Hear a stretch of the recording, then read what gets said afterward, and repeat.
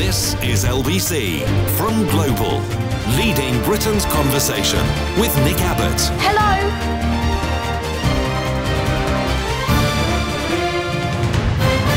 Well, let's get back to it. The glorious spring-like weather in Britain lasts for the next few days before a cold snap midway through next week. Damn it! The cold snap midway through next week will bring sharp frosts and even the possibility of snow. Snow? Oh, no.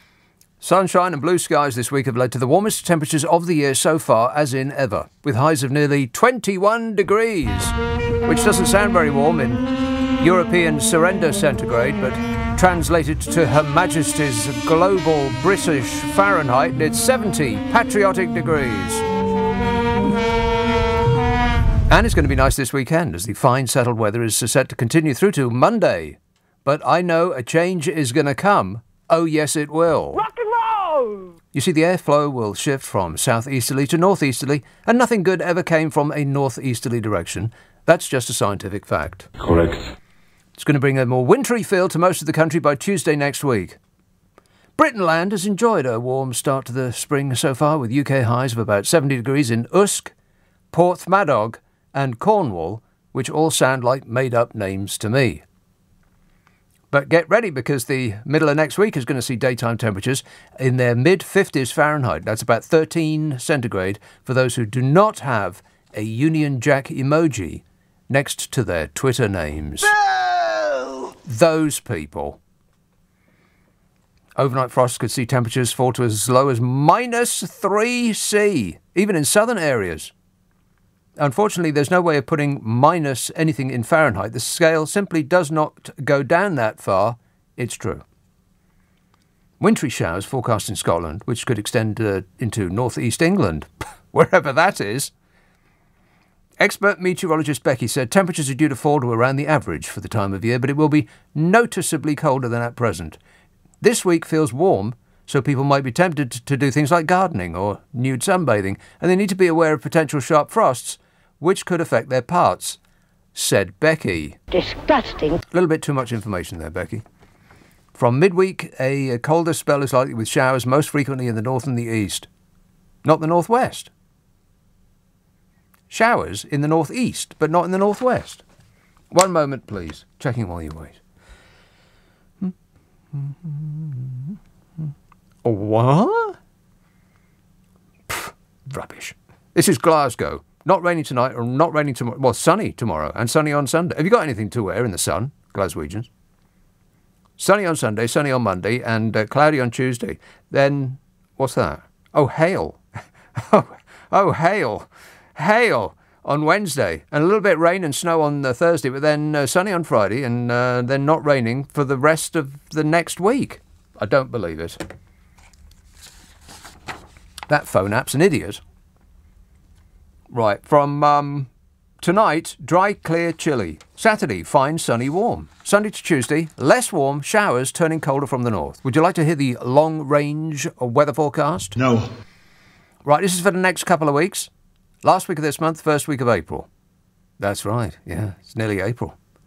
At the end of which we will have gone through about a third of the year already. Doesn't time fly when you're out of your mind? Yes. In short, next couple of weeks, colder and showery. From midweek, next week, a colder spell likely to spread from the north. Showers possible in all areas, which is everywhere. But most frequently in the north and the east. Not the northwest, which is a switch. It's probably got something to do with climate change. Something like that, I expect.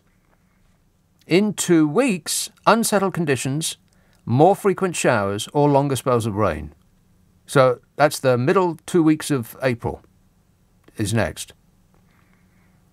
I know that sounded confusing, but that is up to the end of the first week in April, and then the middle 2 weeks in April. Come on, April, get better. We're rooting for you. Middle 2 weeks of next month, the weather is likely to turn more unsettled in early April, with showers or longer spells of rain, heavy at times, thunder, lightning, very, very frightening. But then into mid-April, a return to more settled weather, temperatures likely to be near average, slightly warmer in the south. A return to more settled weather, temperatures likely to be near average, slightly warmer in the south. We'll take it.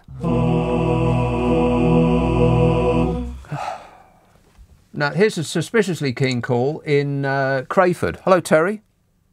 Hello, Nick. Terry. Yes, hi. Listen, I just want to say Yes. this is the first time I've really laughed and smiled this week. Well, It is. you got you got to have a laugh, Terry. Force yourself. It's just so lovely to hear you back with your happy voice and all your jingles. Yeah. I absolutely love it. My irregular stupid show. Yes, I know, and it's wonderful. Thank you for cheering me up. Terry, you have to just switch off, turn off your mind, relax, and float downstream.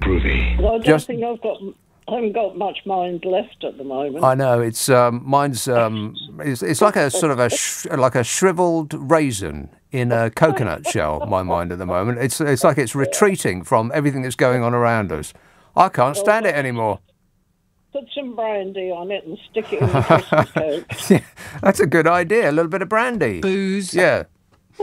Excellent work there, Terry. All right, Nick, bless you. Cheers, my dear. Ta-da. Much. All right. All Thank you. Appreciate it. Thank you. There you are, you see. Edward texts, after delivering a rotten budget, Fishy Sunak's reputation is so knackered. What, as in tired? Archie says, does P&O mean Putin and oligarchs? Peter texts, oh my God, all these people are texting me already. I haven't even given the number out yet. He says, only one more sunset until the good old-fashioned British summertime. Finally! We're going to go stepping into the light. Yowza. I can't wait. Isn't that going to be fantastic? And it's going to be getting dark at not sort of 6-ish anymore, but it's going to be...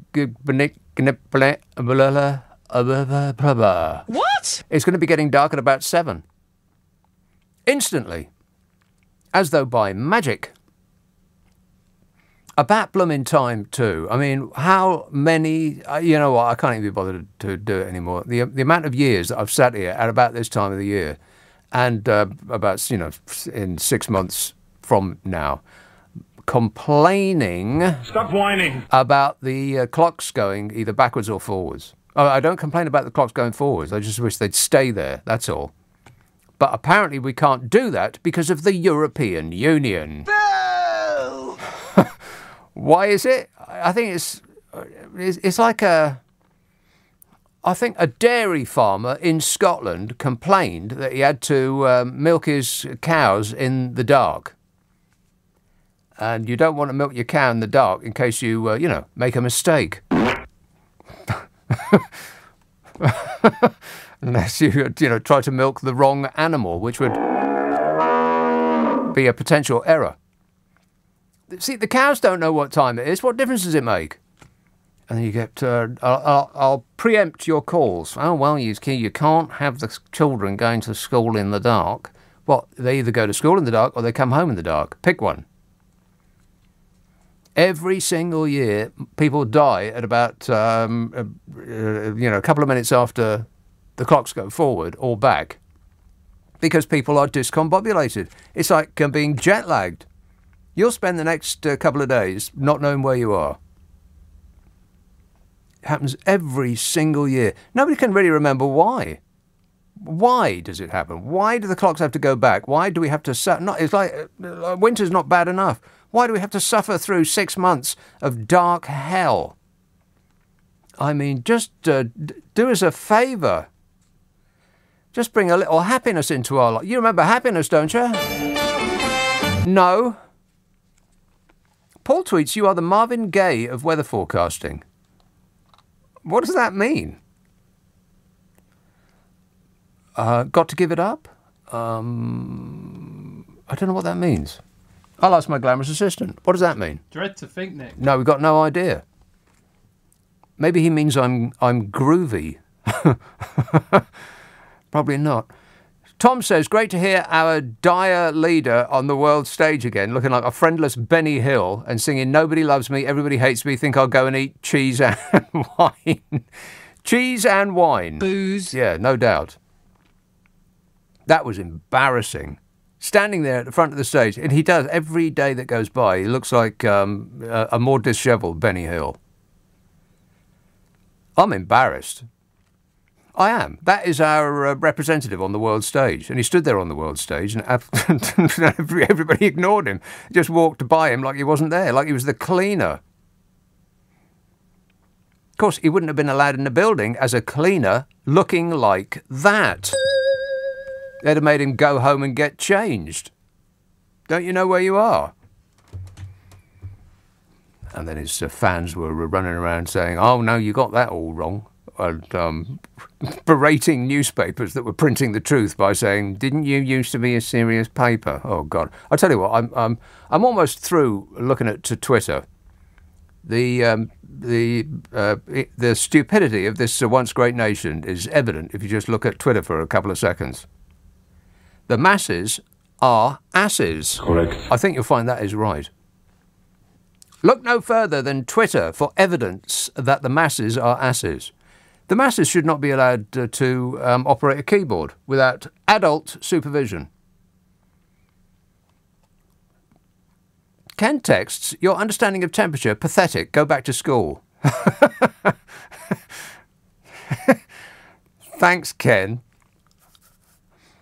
I learned everything that I know in school. You want me to redouble my efforts in that regard? It's not going to help, is it? James says, how much did the Sainsbury's worker charge Fishy Sunak for borrowing at his poor person's car? Oh, hopefully a few £1 million. What was that about? Is there anything that's real about Fishy Sunak? I mean, just anything at all? I mean, that carefully cultured, mannered appearance of his and those pathetic photo ops. Oh, Struth. Does he actually do anything for a living other than have photographs of his person taken? He must spend all day trying to decide which cashmere hoodie goes with these pants. And he pretended to know how to work a shop. I'll get into him in a minute. He tried to pay with a card for a can of cola that he wasn't going to drink. Of course he wasn't.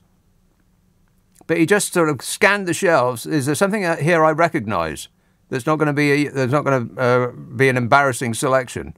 So I think he picked up a can of cola, or he had one of his people do it, most likely. There you are, Fishy. You go up to the screen there and you pay. But they didn't actually fill in the details of how you pay, you know. He's utterly lost. What, do I hold up the Coke? Do I hold up the card?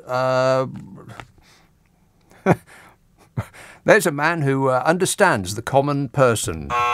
We're doomed. 0345 6060 973. Text 84850. Email nick@lbc.co.uk. If you're on Twitter, it's @LBC. Friday, Saturday, Sunday night at 10. Nick Abbott, LBC. This is LBC with Nick Abbott. Call 0345 6060 973. Tweet @LBC. Text 84850. Anybody care what this guy thinks? What? Darryl says, personally, I have no objection to using the same time standard all year round, but if we do that, we should use Greenwich Mean Time, or as I like to call it, actual time, says Darryl. The problem with you, Nick, is that you can't handle the truth. Oh, yeah? Darryl? Well, handle this. Hi, Gage. Hello, Claire. Hello, Nick. Nick, I'm marking your homework. What? -E. Daylight saving time was introduced as a temporary measure during World War One as a way of conserving energy and providing more useful hours of daylight. Yeah, well, it's not World War One anymore. Nothing to do with the EU, Nick. It's the EU, Europe, World War One. Hello. True. Hello, yes, hello, Nick. Yes, true. And Benjamin Franklin was apparently the one who actually invented it by being surprised to find light when he woke up unusually early one morning in Paris. Wasn't he the idiot that went flying a kite in an electrical storm? I don't know, maybe. He said that if everyone got up and went to bed earlier, he argued, many candles would be saved. Right. Anyway, nothing to do with EU, and I found all of this information on an internet near me. Oh, well, then it's probably completely incorrect then, in every respect. Yeah, correctamundo, yeah. All right, thanks a lot, Claire. Thanks for the information. This is an educational program, isn't it? No. Not World War One anymore. Let's stop doing it. In America, they've just accidentally passed a law that keeps the time at proper time +1, which should actually be called proper time. It's human being time. We wake up when it gets light, and we go to bed when it gets dark. I don't know where I'm going with that now, but now we have electricity. We've got electricity now. Of course, we won't be able to afford it pretty soon, but it will exist. It's just that we won't have any personally. That's all.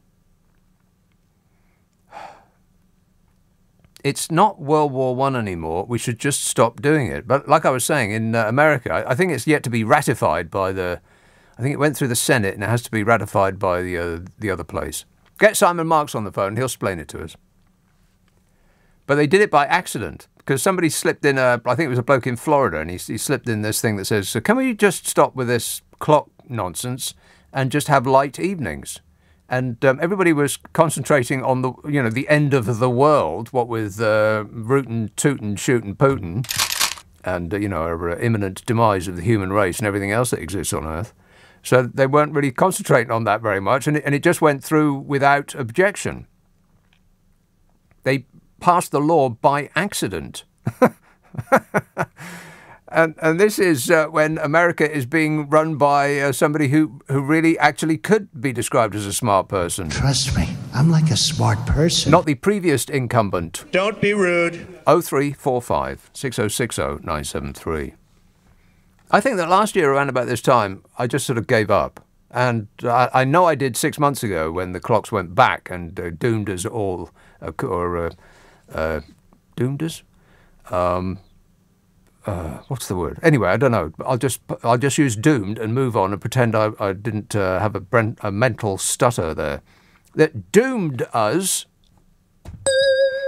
to darker evenings for the following 6 months. Why? Why are we doing that still? What is the point? The only reason, I tell you what the point is, the only reason that we're still doing it is that to not do it would be a change. And any change will have negative consequences. Regardless of what the change is, there will always be some person that has been inconvenienced in some way. Some negative story will come of it. And the papers will pin the blame for that story on the relevant politician. That's why we don't do it. It's because politicians would rather not do something than to do something. Isn't that right, Bodge? I can't comment on that. Blah, blah, blah. It's painful. There can't be a single person in this country that actually wants dark nights for 6 months of the year. Why would you want that? I'll set out my argument. When can you actually use an extra hour of light? In the morning? No. And furthermore... No. No, because you're busy getting your face on and getting your breakfast down you and looking at the news and listening to Nick Ferrari and then belting out the house to be late for the bus in the morning. You're not using that time. The time is, the light is outside and you're inside, becoming late for work.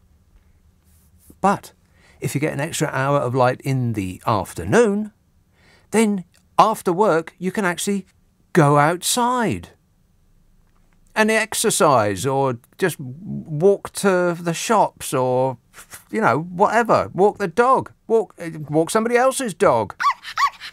That's what you can do with an extra hour in the evening, but you can't do it in the morning. That extra hour of light in the morning is just completely wasted. But like I said, I've just sort of given up on this, and I think I went through the last 2 changes without even mentioning it because I just can't be bothered anymore. Because is anybody... Hello? Is this thing on? Is anybody listening? That every single person in this country would prefer if we had light evenings, but we all just shrug our shoulders and go, oh, well, mustn't grumble when we're pushed inside for 6 months of the year. So we're about to step into the light. I can't wait. Let's have a call in Merthyr Tydfil. Keith. Mr. Nick Abbott, can you hear me? Yes, Keith. Loud and clear. Clear as a bell. Go ahead. That makes a change because not many people hear me that way. Well, you do sound a bit muffled, come to think of it. Okay, great. But can you hear me now? Well, don't take it so personally. Go ahead. Right. I'm a product of when the last time they decided to run the experiment on changing the clocks. Yeah. I was a small kid. I was given a bright orange overcoat to wear when I went to school because it was still dark. Right. The result of that experiment was children who died. Yeah, Keith, it's either going to be dark. It's either going to be dark in the morning or dark in the evening. Children don't stay in school overnight. They've got to come home at some point in the day. Yes, they're going to come home, and if they're going to come home at 3 o'clock or 4 o'clock, with the clocks changed either way, they will be coming home in daylight. In dark? Do not treat me like a small kid. They're not going to be coming home. Of course they will. What time does it get dark in the wintertime? What time will it get dark in the wintertime? Yes. I'll tell you. Get hold of Google. Look it up yourself. Well, that's not you. That's not you telling me. That's the opposite of you telling me. That's you not telling me. God, calm down, mate. It's just a radio show. Crying out loud. Merthyr Tydfil, what's in the water down there? Painful. Darryl says, personally, I have no objection to using... Did I read this one? Oh, yeah. That was the patriotic Darryl.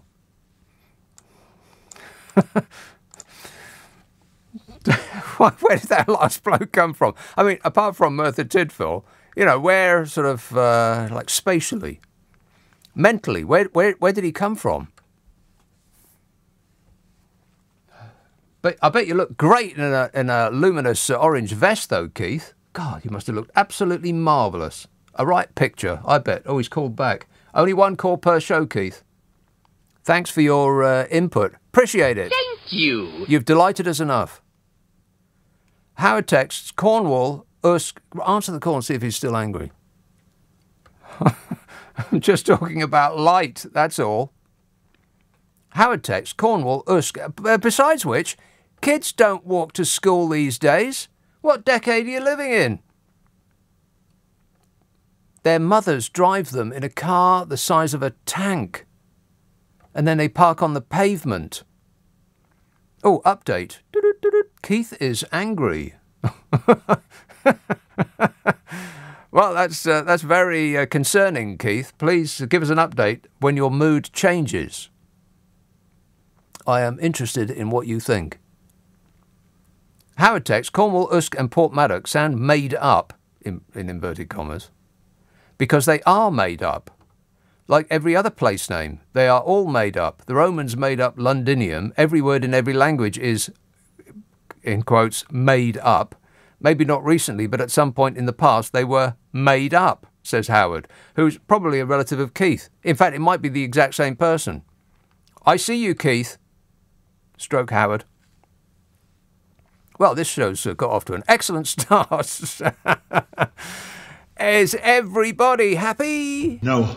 0345 6060 973. Text 84850. Email nicka@lbc.co.uk. And if you're on Twitter, it's @LBC. Look at the time. Blimey, don't it fly? It's 10:30 on LBC, the news headlines with Serena Farrow.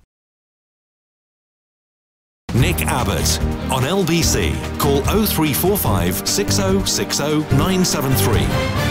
Are you trying to be funny? Because I'm all out of laughs. No, there's nothing funny about it. Keith, update, by the way. He's still angry. If he gets any more furious, he'll start to take it out on his cats. Laura texts, ever heard of SAD? Heard of it, Laura. It's a lifestyle. She says, ever heard of SAD, seasonal affective disorder? Interesting given that the Scandinavian people are the happiest in the world, yet live most of the year in darkness. Yeah, this is the Scandinavians' national anthem. They couldn't be more happy. Fit to burst they are. That's right, most of the year they live in darkness. So why are they so happy? It's probably the government. The government must work in a way that pleases the people, as opposed to the catastrophic clown show we've got going on over here. Bodge? Yeah. Wait a minute. Al says, I now hate BST because I don't have an excuse not to garden. Well, an unseasonal affective disorder, of course. Yes, it's miserable living in darkness, but we are forced to do it because the clocks go back. If we had an extra hour of light in the evening, you'd be able to go out into it and use that light for a positive purpose, as opposed to it being wasted in the morning, as Keith from Merthyr Tydfil will attest. He's still calling. Brighton. Hello, Ben. Oh, hello, Nick. Thanks for taking my call. Ben. Just a word on Rishi Sunak. Fishy? So I was thinking about... him. Yeah, that fella. I was thinking about the whole sort of Coca-Cola stunt, yeah? Yes. And the fact that he didn't know how to buy an actual can of Coke. No. And I decided to... He's a billionaire, right? Isn't he? Or half a billionaire or something, yeah? He's a multi-millionaire. Yeah? I think he's got hundreds of millions to his name, and his wife has got thousands of millions. So that definitely makes him and his missus billionaires. Yes. So I decided to do a bit of a calculation. So my combined income, me and my missus, it's 52,000 a year. 52,000 I ain't complaining. A year. 52,000 a year. Yeah, bingo. Yeah, right. So I wondered how long it would take me and my missus, not index linked or anything else, to earn £1 billion. So I put it in there's a billionaire calculator. Wow. On the index, and it would take me 19,281 years. Right, we better get going. I better get going. But more importantly, if you're on minimum wage, it would take you 69,000 years. Wow. And that is a quarter of the time that human beings have been on Earth. And this bloke can't be bothered to help out people that are on minimum wage or on. I just thought, it blew my mind. And I thought, of course he can't buy a can of Coke. How could you possibly know how to buy a can of Coke when you're literally richer than humankind? His wife is richer than the actual blooming Queen. I know. It blows my mind, Nick. It really does my nutting. Yeah, it really does. But you know what, Ben? The reason that he is our Chancellor and that His Imperial Bodginess is our Prime Minister is because the poor people of this country voted Conservative more than any other demographic. I suppose they knew what they were voting for. It does make me scratch my head, I've got to say. You know, like I just said to your researcher, you know, I live on the 20th storey of a council block in Brighton. And our neighbours, you know, they're not rich. We all, I mean, it's a lovely place to live. Don't get me wrong. I love living here, but I've got to say, you know, sometimes, you know, it does do my nutting when people say, oh, he's lovely, he's wonderful, he's Rishi, you know, he sorted us out during pandemic or whatever. God. What option did he have? Exactly. To begin with, But B, you know, it's like it's not even the fact that I wouldn't even object to his wealth if he was just willing to say, "I'll give a little bit of it away," just out of, because you can't even spend that much money. There's so much money you couldn't even. How many Rolexes can you own? How many yachts can you have? I mean, he's earning more interest a second than I'm earning in a year. Yeah, well, there's always a cashmere hoodie in a pastel colour he doesn't have. So there's always that. You're scratching your head, Ben. I'll come over and scratch it for you. I'm mystified too. Very kind of you, Nick. I appreciate that. All right, I'll be at your door momentarily. Thanks a lot, Ben. 0345 6060 973. That is true, by the way. I mean, I know it's an actual fact that I bring up every now and again, but the demographic that voted most for the Conservative Party were the poor and the old. It's the poor and the old, and specifically the poor old, that have given us a Conservative government again, despite the unavoidable fact that they don't appear to be, the poor and the old, doing very well from it. And yet they keep doing, it's almost like an error that they keep making again and again and again. Oh, they were persuaded to do it, of course, because, we wouldn't want Jeremy Corbyn, socialist, going to spread the money about. No, we don't want that.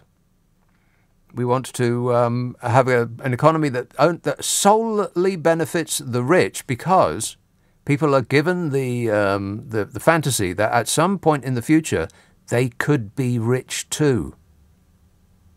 Right. Well, how's that working out for you? Oh, fabulous. 0345 6060 973. Tavistock. Hello, Rose. Oh, me? Rose. Hello. What a lovely name.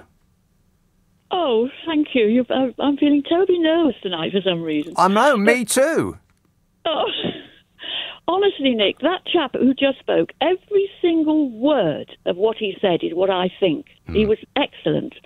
And this isn't what I rang to say, but I mean, really. And Sunak isn't the only one. I mean, most of the people running this country are in that state. Yeah. All these things that they have, they're all completely unnecessary.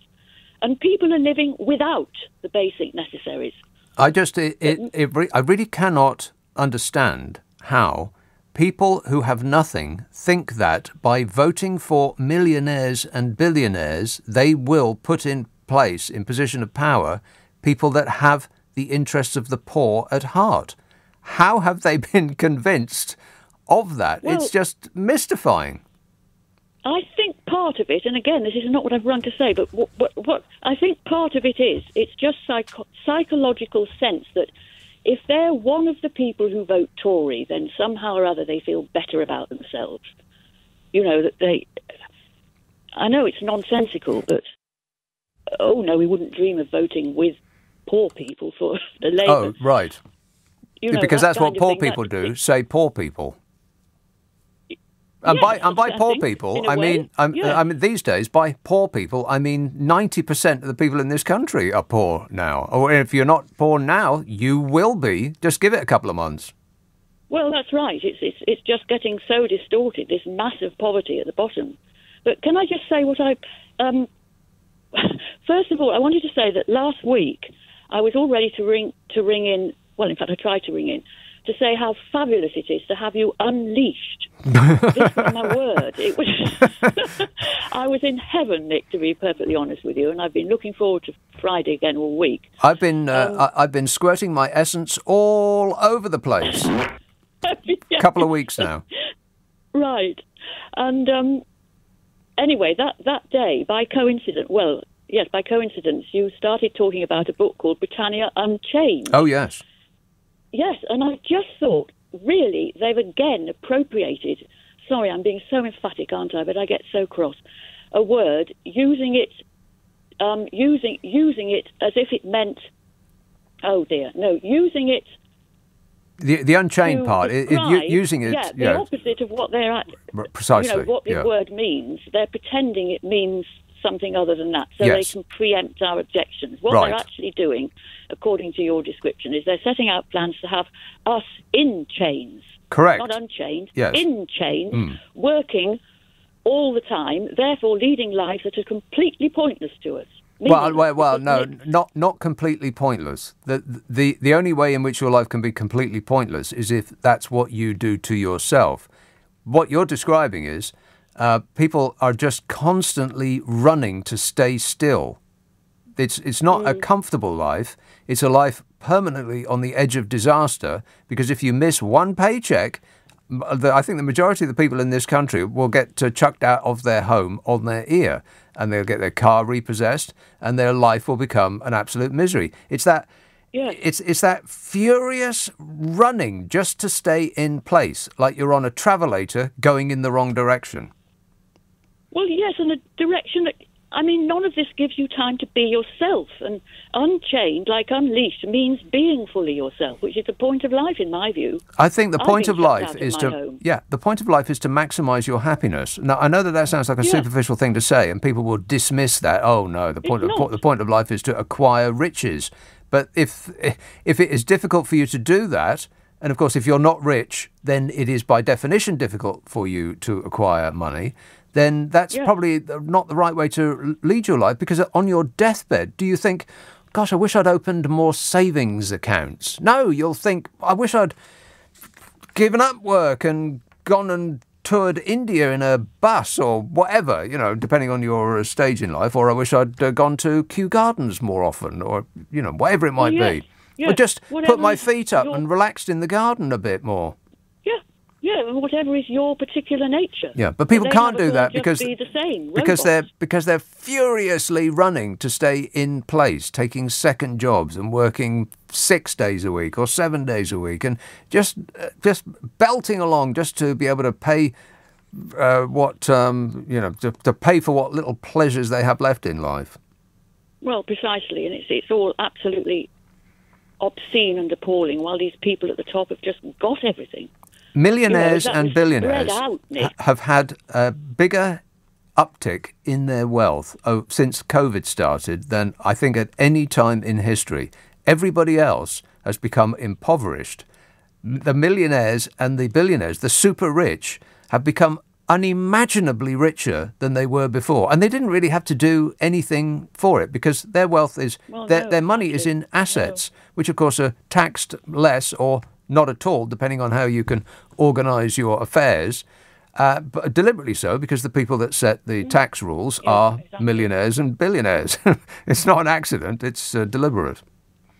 Yeah, and I'm a pensioner that's been evicted from my home by somebody extremely rich who already has 2 homes, one in a tax haven. Right. Yeah, and I bet it's a tax haven that has the Union Jack fluttering from its government building. Because that's what we do for a living. Rose, I'm with you. Oh. Cheers, my dear. Right. Thank you, Nick. Ta-da. Thank you. Bye. 0345 6060 973. I mean, let this millionaire explain numbers to you. And 1, 2, 3, 11. No, close. Try again. And 1, 2, 3, 6 million. No. Don't worry, Zaphod, you'll get it. 0345 6060 973. Text 84850. Email nicka@lbc.co.uk. And if you're on Twitter, it's @LBC. Friday, Saturday, Sunday night at 10. Nick Abbott, LBC. Leading Britain's conversation. LBC with Nick Abbott. And remember, darling, I don't work before 10 in the morning and never after 4:30 in the afternoon. Or 5:30 when the clocks go forward. Doncaster. Hello, Martin. Hi, Nick. Yeah, nice to talk to you. Martin. I'm just ringing up, like, worst living standards in records began, and we put up with it. I live in a caravan, Nick, and even in a good winter, my window sprees open, my door's on the inside, and that. And I spoke to David Lammy a couple of weeks ago, and since that was about 2 weeks ago, and since then, my gas bottles have gone up 20 quid. Since October, they've gone up from £38 to £77. Oh. I just don't know what I'm going to do. And this is before April. You know what makes me laugh, though, as well, Nick? We've got a scheme set up by a Chancellor where you get 200 quid knocked off.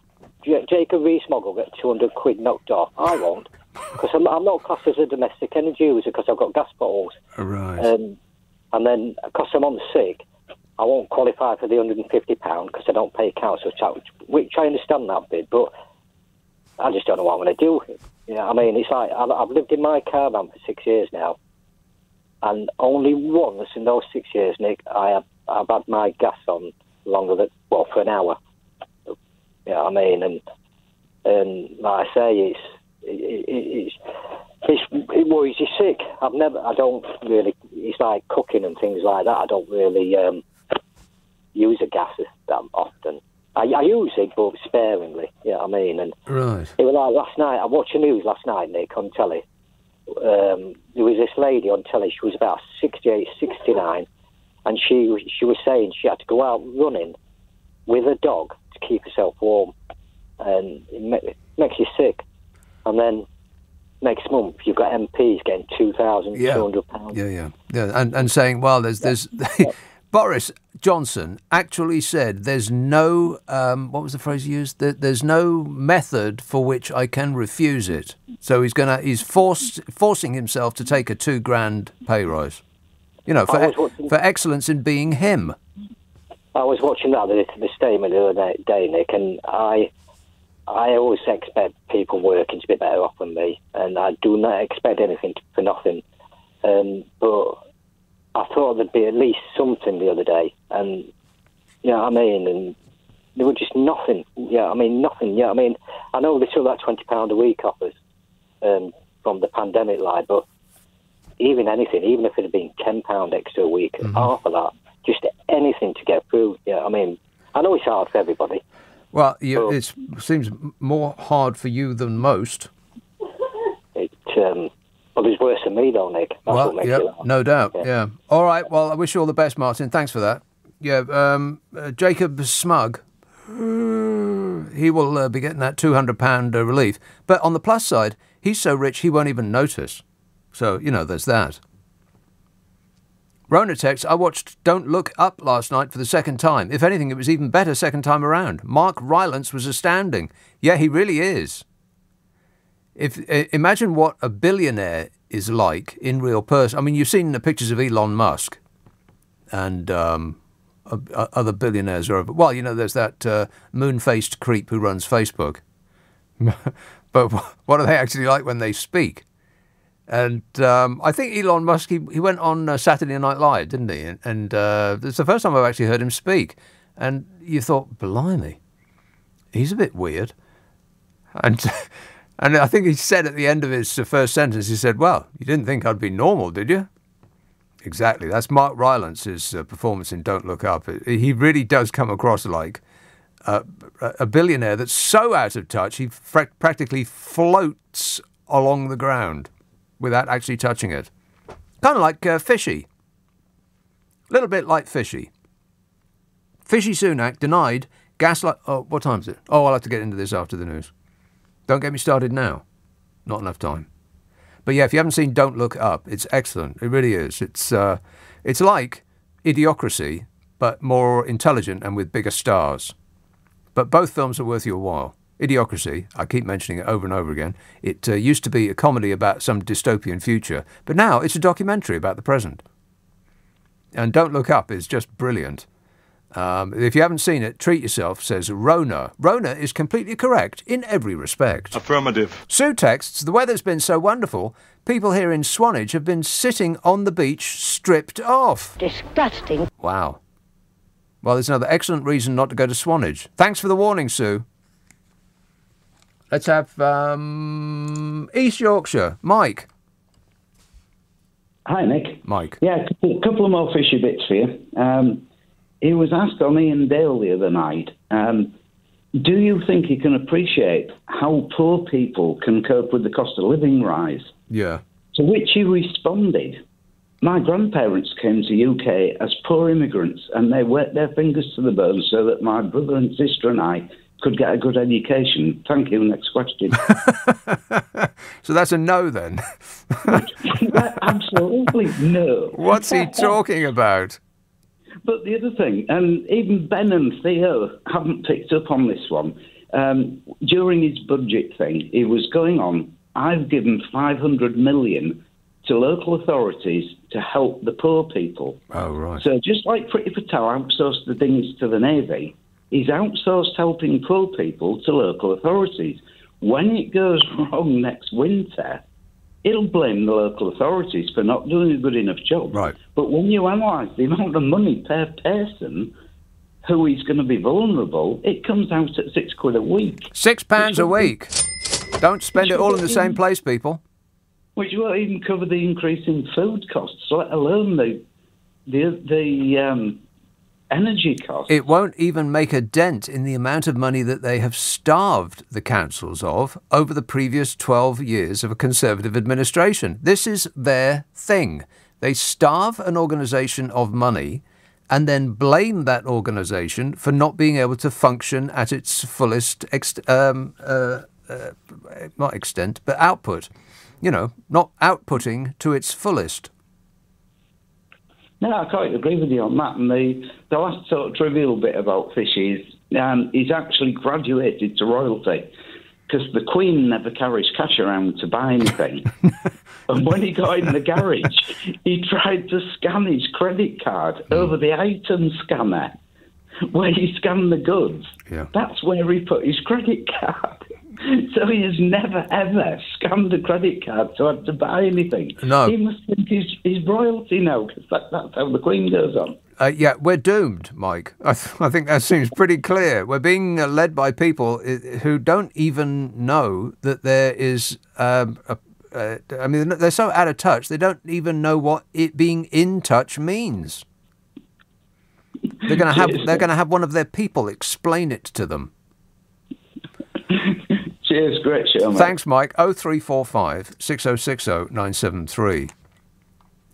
I'll state my case again. Why do poor people, and it is indisputable, look at the demographics of who voted for what last general election, and the demographic that voted the most for the Conservative Party were poor old people.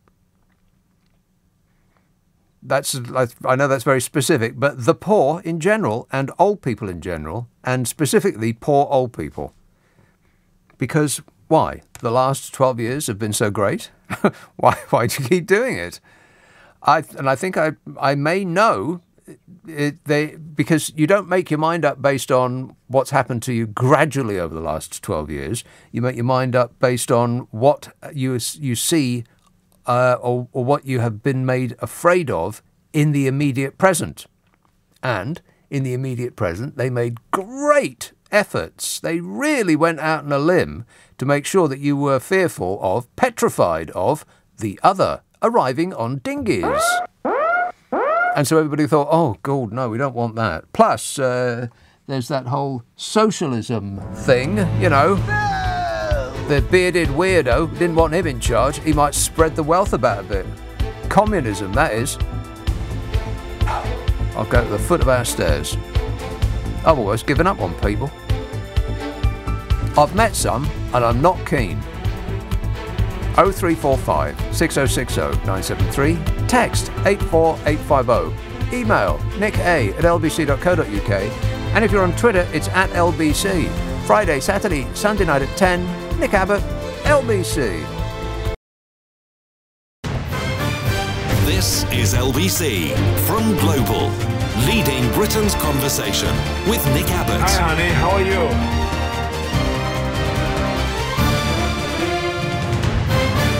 You've got a good, your mind is a little bit, three-dimensional. No, I do not know what you mean. Hippie.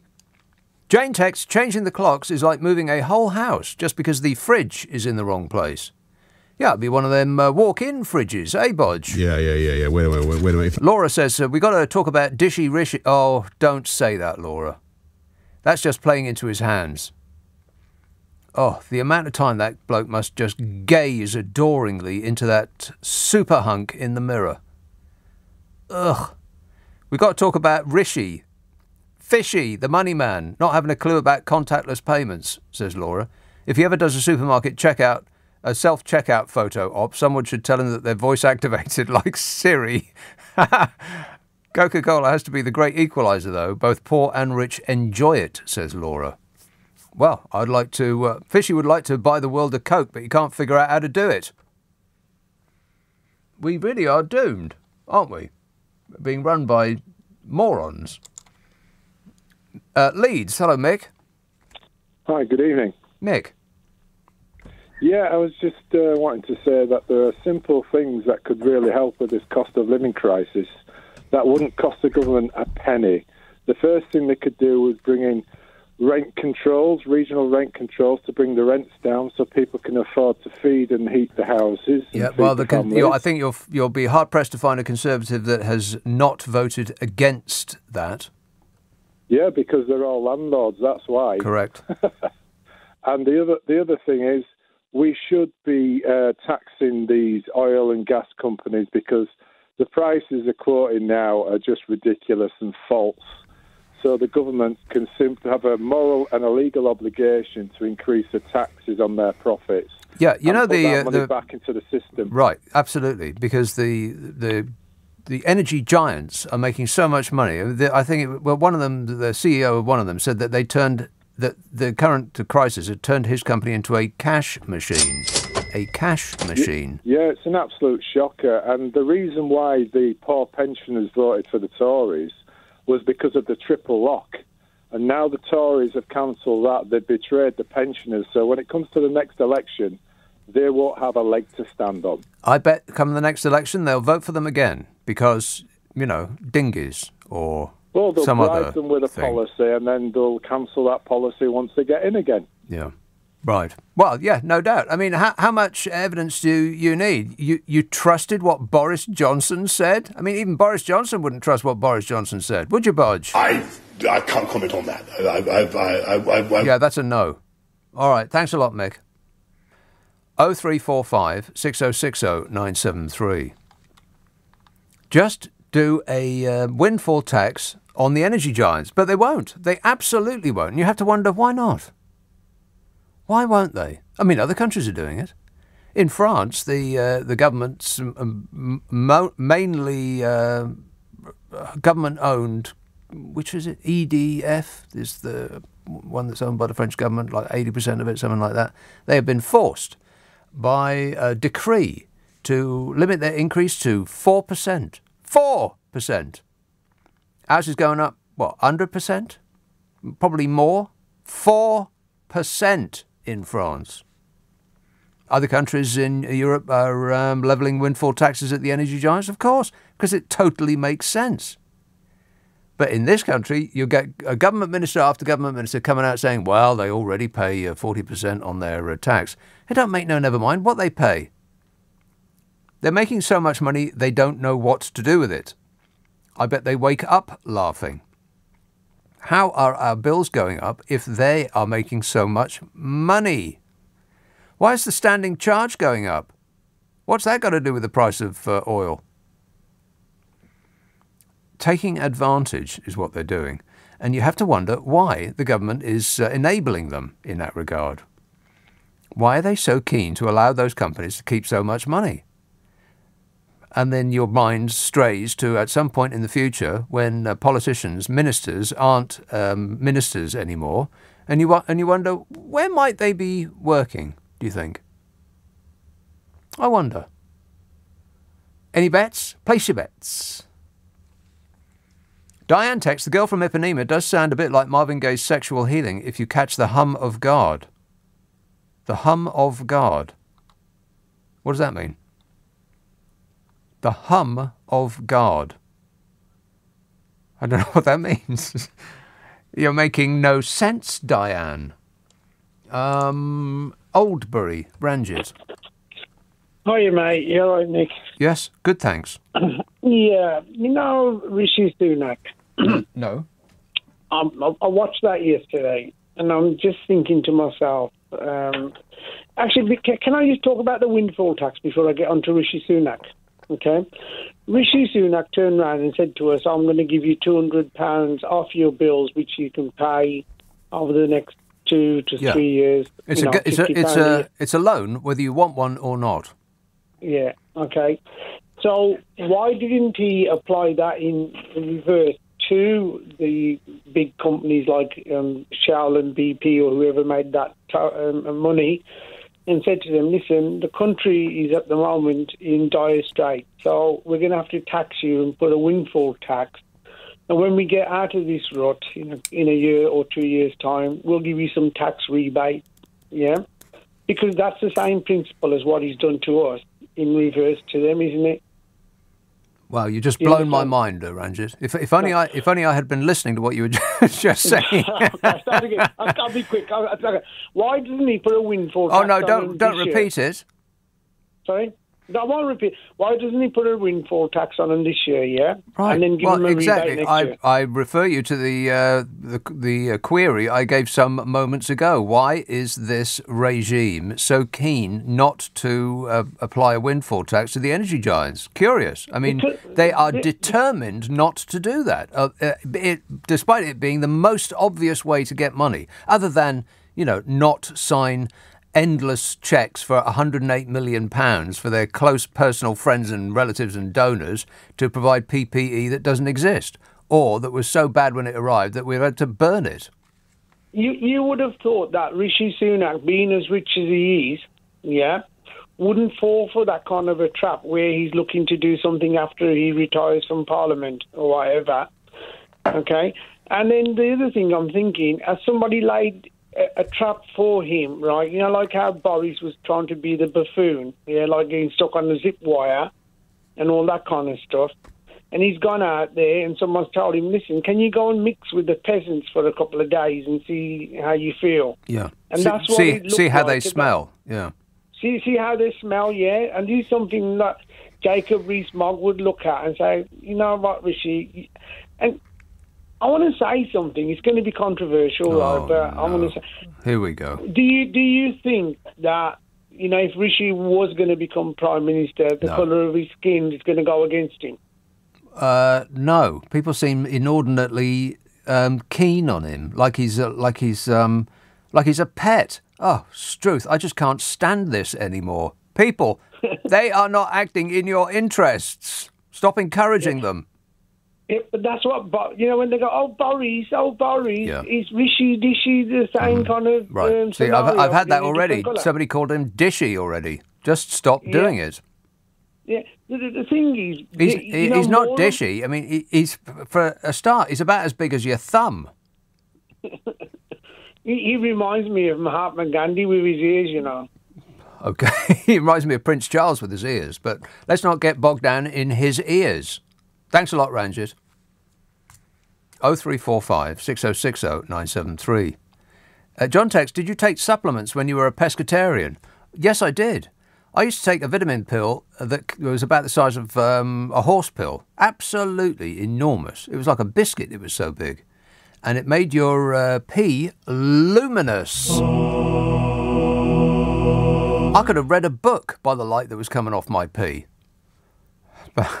So it had an enormous amount of, A's and B's and C's and such. I mean, the list was huge on the side of the carton. Unfortunately, it didn't make your eyes more, your sight more acute, because you couldn't actually read it because the print was so small. But it was a huge list of things that it gave you, and it made absolutely no difference to me of any kind whatsoever. I think they're rubbish, those things, those supplements, unless they're advertising with us, in which case they're an excellent way to get the nutrients that you would not get ordinarily if you just eat crisps and cake. And after a while, I thought, after years of taking these things and noticing no difference of any kind, you'd think you'd notice some difference. You're taking something that's so strong, that's so packed full of goodness, that it turns your pee like a luminous orange. Because your body can't take it.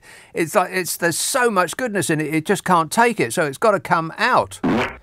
And I just stopped it dead. I thought, well, I'll see what it's like without it. I'll probably, be unable to get out of bed.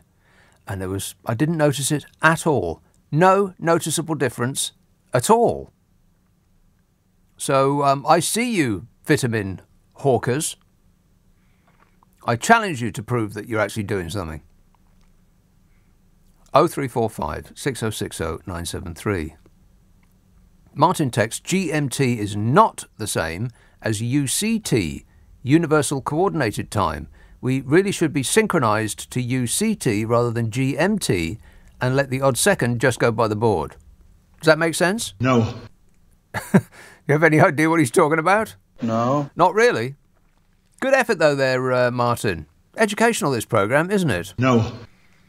Let's have Enfield. Tony.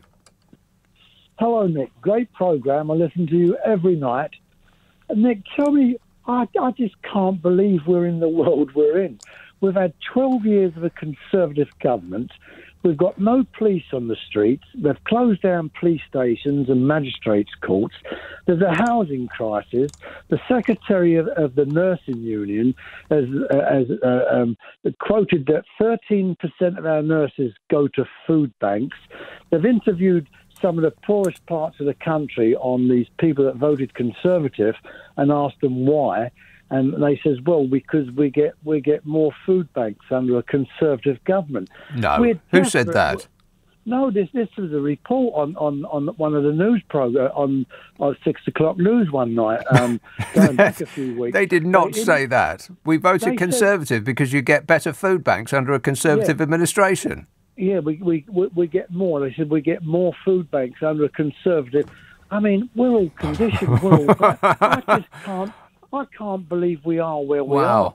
But there's 4 million British children living in poverty as we speak. That's hard to from all believe, these social services. The 4 million. fifth richest economy in the world, and we can't afford anything apart from tax cuts for millionaires.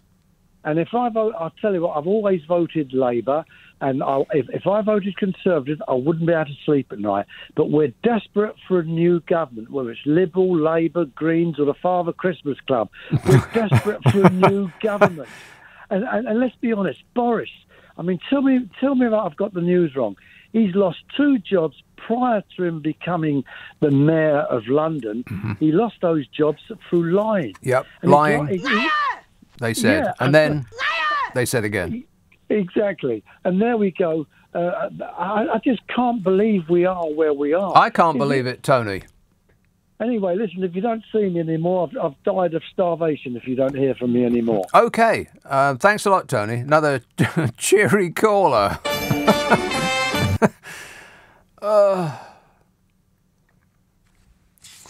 Right then. Oh, I've got to do the ad break. And then I'll do Sunak. Fishy. Do not call him Dishy because that is playing into his hands. His weirdly soft hands. Smooth, like a baby's bottom. 0345 6060 973. Text 84850. Email nicka@lbc.co.uk. If you're on Twitter, it's at LBC. Friday, Saturday, Sunday night at 10. Nick Abbott, LBC. This is LBC with Nick Abbott. Oh, hello. Hello. Side text, what was the Jacob Rees-Smug dream? I need to know. Well, this is from last weekend. Well, Si, I told you on Saturday. I went through it in great detail. I had a dream about Jacob Rees-Mogg. Jacob Rees-Mogg is infesting my mind. And it was very, very weird. And unusually for me, I remembered every detail. Like I woke up in a bit of a sweat because I just spent a long period of time with Jacob Rees-Mogg. Oh, no. Yeah, and it was just bizarre. And so I went through that in detail on Saturday, which, by the way, is available as a podcast. We put these shows out as podcasts. We squirt them up the internet almost as soon as they're finished. It's called Nick Abbott, The Whole Show. You will find that we take the ads and the news out, which means it takes less time to listen to, which means that you'll use less electricity. And you still won't be able to pay your fuel bill. Ask for it by name on an internet near you. Nick Abbott, The Whole Show. Yeah, on Friday last, I did a firm but fair takedown of Smug. You know, that bloke. And overnight, I must have talked about him for quite a while because I had him on my mind to the point that I had a very lengthy and highly detailed dream about him overnight, Friday into Saturday. And then I explained it in full on that Saturday show, my Jacob Rees-Mogg dream. I dreamt about David Beckham the other night. Why are all these famous people bothering me in my sleep? David Beckham and me went to a bar and he went up to the bar and he bought a drink for himself. Not me. Or, by the way, the woman that he was with. Sorry, it wasn't Victoria. It wasn't Victoria that he was with. Sorry, Victoria. Wasn't Victoria that he was with. It was me and some woman. He had the nerve to go to the bar and buy a drink just for himself. Can you believe that? Thanks a lot, David Beckham. Bloomin' thirsty over here. Well, the lads done great. It's all credit to the lads, and the lads done great. It's all credit to them. Hammersmith. Hello, Matt. Matt. Hello. Yes, Matt. It's Matt. Hi. Yeah, Nick. I just wanted to talk to you about vitamin pills. Is Matt there? It's Matt. Hello. Hello. Can you hear me? Hello. Can you hear me? Hello. Hello. Yes, Matt. Hi, Nick. It's Matt. Yeah, I just wanted to talk about the vitamin pills you're mentioning. Right. You said they didn't do anything. Correct. I'm taking 20 pills a day minimum in the morning. I personally, I think it's the way forward for a healthy lifestyle. Is it? Well, thanks for passing that information on there, Matt. Excellent work. I've just got a feeling, you know, and I'm going to go with my gut instinct. I think I made the right choice there. Affirmative. Thanks a lot, Matt. Good work. You've delighted us enough. Yeah, I'm on about like 20 or 30 pills a day now, man. I just rattle when I walk, that's all. Josie texts, photo of leaders looked very smart, all in suits except when you scan across and feast your eyes on Boris, Peppa Pig with jacket undone looking like sack of potatoes. Texts Josie. Hey, Josie, can I interest you in some punctuation? No. Okay, then. Yeah. Not only did he look like a sack of potatoes, he looked like a sack of sprouting potatoes. What with his hair don't. You are such an embarrassment. You know, people used to put on the World Wide Web pictures of Bodge on one side and then Benny Hill on the other. And it used to be that, yeah, there's a sort of a resemblance there. But these days, they're exactly the blooming same. As in, have you ever seen them in the same room as each other? No. I rest my face. I know his thing, because it's an act. It's an act that's been working for him since he was a child, to such an extent that he's had no reason to change his act, because people still treat him as though he is a child. Or at least they do in this country. When he's in a room full of grown-ups, like he was literally on the world stage the other day, they're talking to each other, you know, like adult human beings. And his paw, that act of his, doesn't work with grown-up adult human beings. When he's in a crowd of adults, he's utterly lost, like a child. But when he's on stage with the spotlight on him, then he can do that, paw, that, you know, his thing. And people go, oh, he's doing his best, like you would a child.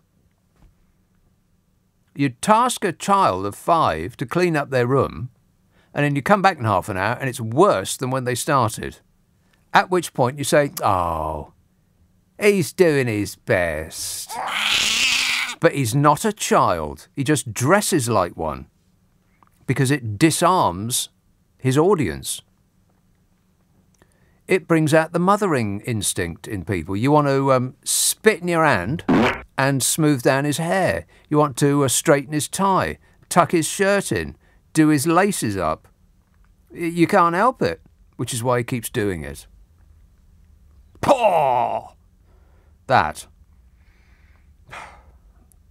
It's just painful. It really is. And then you hear, like previous leaders, every now and again one will pop up, like Gordon Brown, for instance. And he speaks and you think, oh my God, that's what a politician used to sound like a serious person. Instead of this catastrophic clown show that we've got running the shop at the moment. I know. I should tell you what I really think of him. Well, you know what? It could be worse. Yeah, thanks a lot, Gav. Lord Gavin, or Sir Gavin, or whatever he is now. God, it's just so painful. Talk about diminishing the value of an honour. There it is in one fell swoop. You've got half the lords chucking their badges away in disgust. Well, it doesn't mean nothing now, does it? We got Mr. Shut Up and Go Away sitting among us. Oy. What have we done to... I would like to know, what have we done to deserve this? Is it something I said? Patrick says, daylight 1 hour early means we've switched to British summertime. Daylight several hours early means Putin pressed his big red button. That guy. I mean, just think and ponder. Think and ponder? Or ponder. Your choice. Think or ponder. Select. One bloke is ruining the lives of 6 billion people. One. How have we allowed this to happen? It's always the way. The human race is, I think we've peaked. We didn't really evolve to any great extent. I mean, opposable thumbs, that was a good thing. What else? Space hoppers, they were fun. Other than that, I can't really think of anything we've achieved. Can you? Margaritas, I like those. Booze. Other than that, I'm coming up blank. I think we've peaked. I mean, if really the entire human race can be exterminated by one bloke, by one swivel-eyed golem in Moscow, then I think that the human race needs work. This entire planet is a fixer-upper. 0345 6060 973. Hey, you know what? Carol and me, if you just want to just check out of this nightmare for a while, and you want to laugh, you remember laughing, don't you? Then Gibbon and me, Carol McGiffin and I, we do a podcast which is called What's Your Problem with Nick and Carol? Oh, right, yeah. In which Carol McGiffin and I try to solve people's problems while laughing our faces off. I don't know what it is with me and her, but we don't half tickle each other without actually, you know, touching each other, because that would be awful. Disgusting. Ugh. I don't know. It's like not magic exactly. It's chemistry. We've been taking a lot of chemistry between us, huge amounts, and it's you know, turned us into the gigglesome twosome that we have we display on this podcast on a weekly basis. If you want us to solve your problem